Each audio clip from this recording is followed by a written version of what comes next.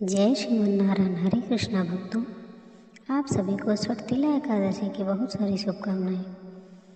आज हम आपको षटतिला व्रत की कथा सुनाते हैं। एक एकादशी वर्ष में आने वाली एक ऐसी विशेष एकादशी है जिसमें 6 प्रकार के तिल का सेवन किया जाता है। सामान्य रूप से सभी एकादशी में तिल का सेवन वर्जित बताया गया है, लेकिन एकमात्र एक ऐसी एकादशी है जिसमें विशेष रूप से तिल का सेवन, तिल का दान और उसका उपयोग किया जाता है। तो चलिए ऐसी अत्यंत पवित्र और विशेष षटतिला एकादशी के अवसर पर हम उसके जुड़ी कुछ सुंदर पौराणिक कथा का श्रवण करते हैं। आइए आज षटतिला एकादशी व्रत कथा आरंभ करते हैं। एक समय दानव मुनि ने पुलस्त ऋषि से पूछा, हे ब्राह्मण देव, इस मृत्युलोक में लोग अनेक प्रकार के पाप कर्मों में लिप्त रहते हैं।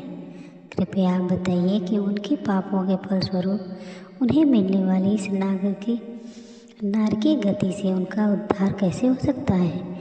यह सुनकर पुलस्त मुनि ने उत्तर दिया, हे भाग्यवान, माघ मास के कृष्ण पक्ष में आने वाली एकादशी तिथि और उस दिन मनुष्य को परम भगवान श्री कृष्ण की उपासना विशुद्ध मन से करनी चाहिए। उपासना के समय मनुष्य को भगवान की इस प्रकार प्रार्थना करनी चाहिए, हे भगवान जनार्दन, हे परम कृपालु श्री कृष्ण, आप पतित पावन हैं, कृपया भव सागर में डूबे हुए जीवों पर दया करें।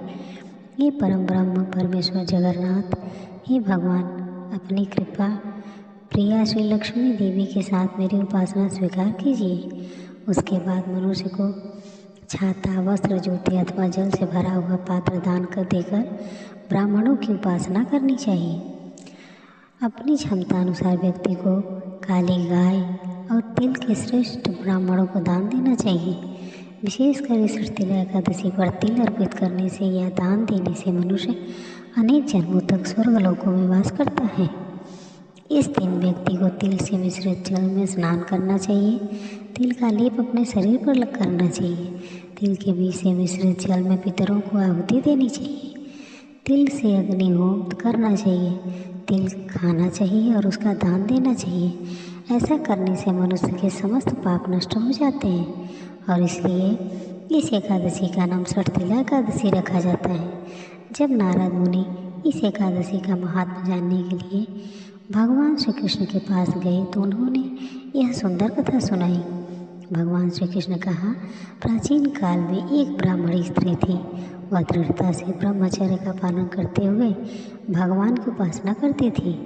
उपासना के साथ अनेक प्रकार के व्रतों का पालन करने के कारण वह क्रमशः अत्यंत कमजोर और पतली हो गई। वह निर्धन ब्राह्मणों और अविवाहिता कन्याओं को दान देती थी, लेकिन उसने ब्राह्मणों और देवताओं को अन्नदान करके कभी भी संतुष्ट नहीं किया। हालांकि वह ब्राह्मणी एक पवित्र आत्मा थी, लेकिन फिर भी उसने कभी भूखे लोगों को भोजन अर्पित नहीं किया था। उसकी परीक्षा लेने के लिए मैंने अपने हाथों में एक भिक्षा का पात्र लिया और एक भिक्षुक का रूप धारण करके भिक्षा मांगने के लिए उसके द्वार पर पहुंचा। मुझे देखकर ब्राह्मणी ने कहा, हे ब्राह्मण, कृपया मुझे बताइए कि आप कहाँ से आए हैं। मैंने ऐसा अभिनय किया कि मैंने सुना ही नहीं और फिर से भिक्षा मांगने लगा। इस बात से क्रोधित होकर उसने एक मुट्ठी मिट्टी लेकर मेरे भिक्षा पात्र में डाल दी और यह देखकर मैं अपने धाम में वापस लौट आया। शीघ्र ही कठोर व्रतों के पालन के कारण वह ब्राह्मणी भी मेरे धाम लौट आई। क्योंकि उसने मुझे एक मुट्ठी मिट्टी अर्पित की थी, इसलिए उसे एक सुंदर घर मिल गया, लेकिन उसके घर में अनाज नहीं था। वह घर खाली था। क्रमशः संपत्ति के अभाव में वह अधीर हो गई। उसके बाद वह क्रोध के आवेश में मेरे पास आकर कहने लगी, हे जनार्दन, मैंने यथा इष्ट कठोर तपस्याएं, व्रत और भगवान विष्णु की उपासना की थी, फिर भी मैं अन्न और संपत्ति से विहीन क्यों हूँ। तब मैंने उस ब्राह्मणी से कहा, हे ब्राह्मणी, तुम भौतिक संसार में भी यहाँ आई हो, अब कृपया अपने घर लौट जाओ। कौतूहलवश देवताओं की पत्नियाँ तुम्हारे घर में दर्शन के लिए आएंगी। तुम उनसे षटतिला एकादशी के महात्म्य की जिज्ञासा करना। जब तक वे महात्म्य वर्णन समाप्त न कर दें, तब तक तुम द्वार मत खोलना। मेरे वचन सुनकर ब्राह्मणी अपने घर लौट गई। एक दिन ब्राह्मणी अंदर से द्वार बंद करके अपने घर में बैठी थी और उस समय कुछ देव पत्नियाँ वहाँ आकर बोली, हे सुंदरी, हम यहाँ दर्शन करने के लिए आए हैं, कृपया द्वार खोलो। तब ब्राह्मणी ने उत्तर दिया, यदि आप मुझे देखना चाहती हैं तो कृपया मुझे द्वार खोलने से पहले षटतिला एकादशी का महत्वपूर्ण फल और महत्व वर्णन कीजिए। तब उनमें से एक देवपत्नी ने इस एकादशी का महत्व वर्णन किया और वह वर्णन सुनकर ब्राह्मणी ने अत्यंत संतुष्ट होकर दरवाज़ा खोला। देवपत्नियाँ ब्राह्मणी को देखकर प्रसन्न हुई और उन देवियों के उपदेश अनुसार ब्राह्मणी ने षटतिला एकादशी का व्रत का पालन किया। उसके बाद वह सुंदर, तेजयुक्त और पर्याप्त अन्न संपत्ति और स्वर्ण की स्वामिनी बन गई। इस एकादशी का पालन करने से मनुष्य का दुर्भाग्य और दरिद्रता दोनों ही दूर हो जाता है। अगर कोई इस दिन तिल का दान करता है तो उसके समस्त पाप कर्म फल नष्ट हो जाते हैं और किसी को भी केवल यह फल प्राप्ति के लोभ से ही यह व्रत नहीं करना चाहिए। और इस प्रकार कथा का समापन करते हुए भगवान श्री कृष्ण ने कहा, हे नारद मुनि, माघ मास में के कृष्ण पक्ष में आने वाली यह षटतिला एकादशी हर प्रकार के पापों का नाश करती है और इसलिए प्रत्येक मनुष्य को श्रद्धापूर्वक भक्ति के साथ इस व्रत का पालन करना चाहिए और 6 प्रकार से तिल का सेवन करना चाहिए तथा वे उसका दान देना चाहिए। तो यह थी आज की षटतिला एकादशी की व्रत कथा। आइए एकादशी के उपलक्ष्य में एक और सुंदर पौराणिक कथा का श्रवण करते हैं। ऋषि वशिष्ठ ने कहा, हे राजन, माघ मास में स्नान और उपवास आदि महान पुण्य करने वाले मनुष्य इस प्रकार दिव्य लोकों में जाते और आते रहते हैं। पुण्य की सर्वत्र आने और जाने का कारण होता है। प्राचीन काल में ब्रह्मवर पुष्कर भी यमलोक में गए थे और वहाँ से नागरिकीय जीवों को नर्क से निकालकर फिर यहीं पर आकर पूर्वत अपने घर में रहने लगे थे। त्रेता युग में जब भगवान श्री रामचंद्र जी राज्य करते थे तभी एक समय किसी ब्राह्मण का पुत्र मरकर यमलोक चला गया और फिर वो वहाँ जी उठा था। क्या यह बात तुमने सुनी हुई है? देवकी नंदन श्री कृष्ण ने भी यह गुरु संदीपनी के पुत्र को, जिसे बहुत दिन पहले ही ग्राह ने अपना ग्रास बना लिया था, उसे यमलोक से लाकर गुरु को अर्पित किया था। इस प्रकार और भी कई मनुष्य यमलोक से लौट कर आए हुए हैं और इस विषय में कोई संदेह नहीं करना चाहिए। अब बताइए, अब और क्या सुनना चाहते हैं? तब राजा दिलीप ने कहा, हे मुनि, पुष्कर नामक श्रेष्ठ ब्राह्मण के कहाँ के रहने वाले थे? वे कैसे यमलोक में आए और किस प्रकार उन्होंने नरक से पापियों का उद्धार किया था? यह सुनकर वशिष्ठ ऋषि कहते हैं, राजन, मैं महात्मा पुष्कर के चरित्र का वर्णन सुनाता हूँ। यह सभी पापों का नाश करने वाला है। अब सावधान होकर उसे सुनिए। बुद्धिमान पुष्कर नंदीराम के निवासी थे। वे सदा अपने धर्म के अनुष्ठान में लगे रहने वाले और सब प्राणियों के हितैषी थे। सदैव माघ स्नान और स्वास्थ्य में तत्पर रहते और समय पर अनन्य भाव से भगवान श्री विष्णु का आराधना किया करते। महायोगी पुष्कर अपने कुटुंब के साथ रहते और नित्य प्रतिदिन अग्निहोत्री करते। हे राजन, वे अप्रिय हरे विष्णु, हरे कृष्ण, दामोदर, अच्युत, गोविंद, अनंत, देवेश्वर इत्यादि रूप से केवल भगवत नामों का संकीर्तन करते। देवताओं का आराधन छोड़कर और किसी काम में उन ब्राह्मण देवता का मन स्वप्न में भी नहीं लगता। एक दिवस सूर्यनंदन यमराज ने अपने भयंकर दूतों की आज्ञा दी, जाओ, नंदी ग्राम निवासी पुष्कर नामक ब्राह्मण को यहाँ पकड़ कर ले आओ। यह आदेश सुनकर और यमराज के बताए हुए पुष्कर को ना पहचान कर वे इन महात्मा पुष्कर को ही यमलोक में पकड़ के ले गए। अब ब्राह्मण पुष्कर को आते देख यमराज मन ही मन भयभीत हो गए और आसन से उठकर खड़े हो गए। फिर उन्होंने मुनि को आसन पर बिठाया और अपने दूतों को फटकारा, यदि तुम लोगों ने यह क्या किया?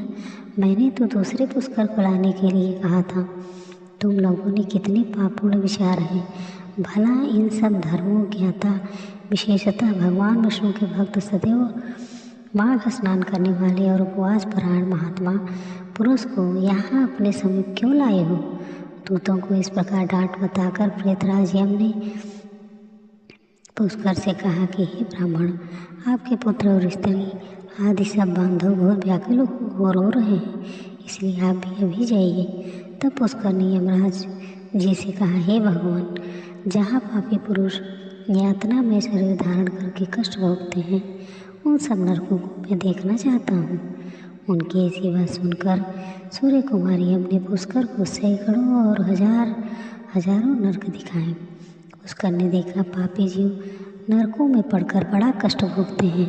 कोई सूली पर चढ़ा हुआ है, किसी के व्याध खा रहा है जिससे वह अत्यंत दुखी हुए, कोई तपे हुए बालों में जल रहे हैं, किन्हीं को कीड़े खा रहे हैं, कोई जलते हुए घड़े में डाल दिए गए हैं, कोई कीड़ों से पीड़ित है क्योंकि असीपत्र वन में दौड़ रहा है जिससे उनके अंग छिन्न भिन्न हो रहे हैं, किन्हीं के आरों से चीरा जा रहा है, कोई कुल्हाड़ियों से काटा जा रहा है, किन्हीं को खारी कीचड़ में कष्ट भोगना पड़ रहा है, किन्हीं को सोई चुभो कर गिराया जा रहा है और कोई सर्दी से पीड़ित हो रहा है।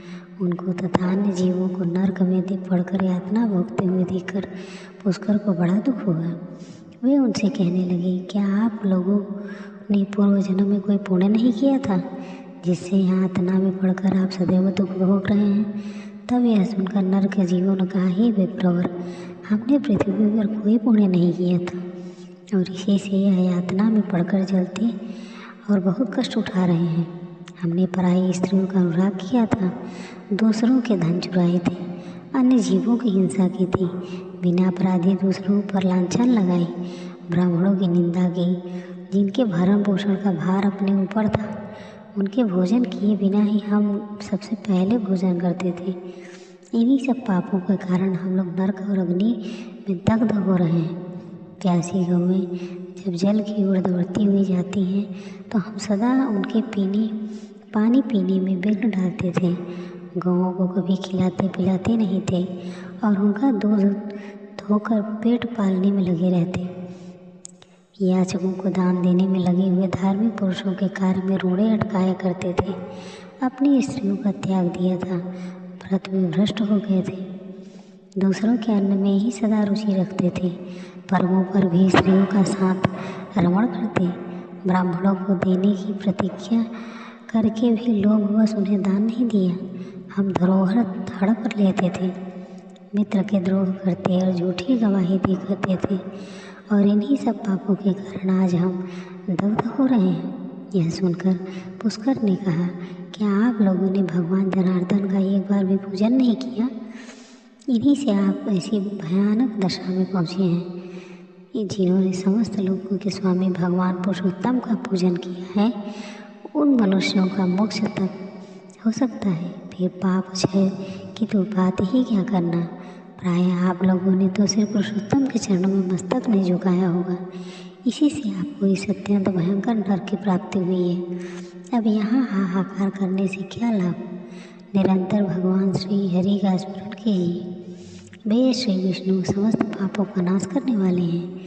मैं भी यहाँ जगदीश्वर के नामों का संकीर्तन करता हूँ, वे नाम निश्चय ही आपका कल्याण करेंगे। यह बात सुनकर नरकवासी उन जीवों ने कहा, ब्राह्मण, हमारा अंतःकरण पवित्र है, हम अपने पाप में संतप्त हैं। ऐसे समय में आपके शरीर को छूकर बहने वाली वायु हमें परम आनंद प्रदान कर रही है। हे धर्मात्मा, आप कुछ देर तक यही ठहरिए, जिससे हम दुखी जीवों को क्षण भर तो सुख मिल जाए। ब्राह्मण, आपके दर्शन से भी हमें बड़ा संतोष होगा। अहो, हम पापी जीवों पर आपकी कितनी दया है। जब इस प्रकार बातचीत हो रही थी, उस समय यमराज जी ने कहा, धर्म के ज्ञाता पुष्कर अपने नर को देख लिए, अब आप जाइए, आपकी पत्नी दुख और शोक में डूब कर रो रहे हैं। तब पुष्कर ने कहा, हे भगवान, जब तक इन दुखी जीवों की आवाज़ कानों में पड़ती है तब तक कैसे जा सकता हूँ? जाने पर भी वहाँ मुझे क्या सुख मिलेगा? आपके किंकरों की मार खाकर जो आग के ढेर में गिरे हैं, उन नारकीय जीवों को यह दिन रात की पुकार सुनिए। कितने ही जीवों के मुख से निकली हुई यह ध्वनि सुनाई देती है, हाय मुझे बचाओ, मेरी रक्षा करो। समस्त भूतों के आत्मा और सबके ईश्वर और सर्वव्यापी श्री हरि की मैं नित्य आराधना करता हूँ। इस सत्य के प्रभाव से नारकीय जीव तत्काल मुक्त हो जाएं। भगवान विष्णु सब में स्थित हैं और सब कुछ भगवान विष्णु में स्थित है। इस सत्य से नारकीय जीवों का तुरंत क्लेश समाप्त हो जाए। हे कृष्ण, हे अच्युत, हे जगन्नाथ, हरे कृष्ण विष्णु, हे जगन्नाथ, यहाँ नर के भीतर यातना में पड़े हुए इन सभी जीवों की रक्षा कीजिए। पुष्कर के द्वारा उच्चारित भगवान के इन सुंदर पवित्र नामों को सुनकर वहाँ नर्क में पड़े हुए सभी पापी तत्काल उससे छुटकारा पा गए। वे बड़ी प्रसन्नता के साथ पुष्कर से कहने लगे, हे ब्राह्मण, हम नर्क से मुक्त हो गए। इसी संसार में आपकी अनुपम कीर्ति का विस्तार हो। यमराज जी को भी यह घटना देखकर बड़ा विस्मय हुआ। वे पुष्कर के पास जाकर प्रसन्न चित्त होकर वरदान के द्वारा उन्हें संतुष्ट करने लगे। उन्होंने कहा, धर्मात्मन, आप पृथ्वी पर जाकर सदैव वहीं रहो। आपको और आपके सुधुओं को मुझसे कभी भय नहीं होगा। जो मनुष्य अपने महात्मा और प्रतिदिन स्मरण करेगा, उसे मेरी कृपा से मृत्यु का भय नहीं होगा। इस प्रकार यमराज के कहने पर पुष्कर पृथ्वी पर वापस लौट आए और यहाँ पूर्वत स्वस्थ होकर भगवान मधुसूदन की पूजा करते हुए रहने लगे। आज की कथा यहीं पर समाप्त होती है। जय श्रीमन नारायण। राधे राधे।